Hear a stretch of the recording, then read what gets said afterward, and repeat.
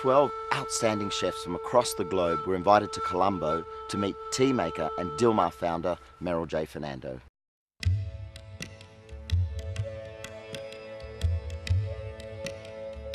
Simon Gault is one such chef and is the group executive chef at the Nourish Group in New Zealand.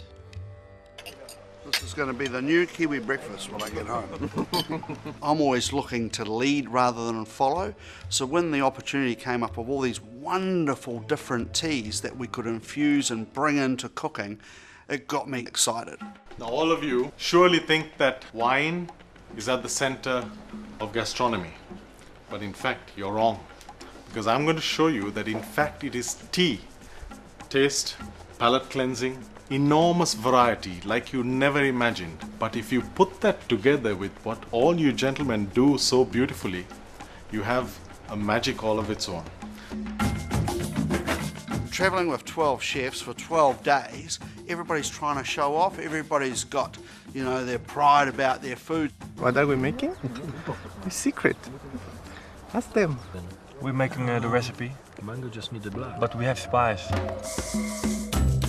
But it's just great to be surrounded by all these people that are inspired about food and tea and mixing it together. So I think we all learned so much from one another, and it was an incredible experience as a group.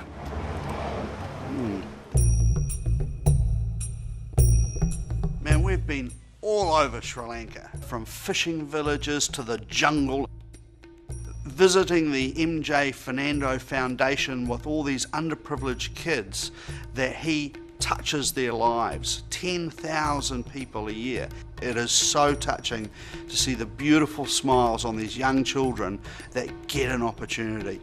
But more than just an experience of culture, Mr. Fernando invited Simon to Sri Lanka to show him real tea and to mentor his fellow chefs while critiquing their tea-inspired dishes.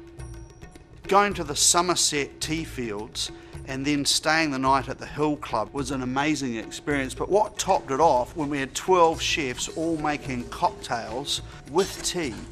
And normally you never find me behind the bar making drinks, so it was a real challenge to come up with a drink that infused tea and really had that 5% magic. So what I did is I found the French vanilla rose tea, which is incredibly elegant. And I wanted to add to that elegance, so I infused some orange, some lime, some cloves, some wonderful honey, and then some arak, which is the Sri Lankan whiskey. Just a little bit to set the cocktail alive.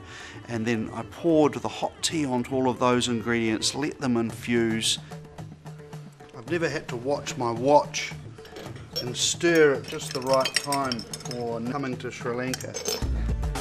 And then I get a piece of orange peel and snap it, and with a match underneath it, and as the oil pops out from the orange, it lights, burns and drops into the cocktail.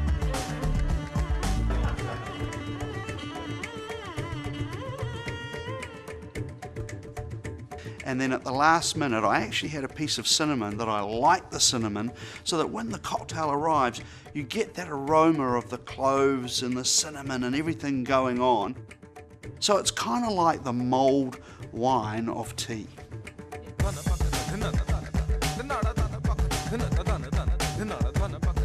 Log on to the Dilmah website to find the chef's recipes, plus more.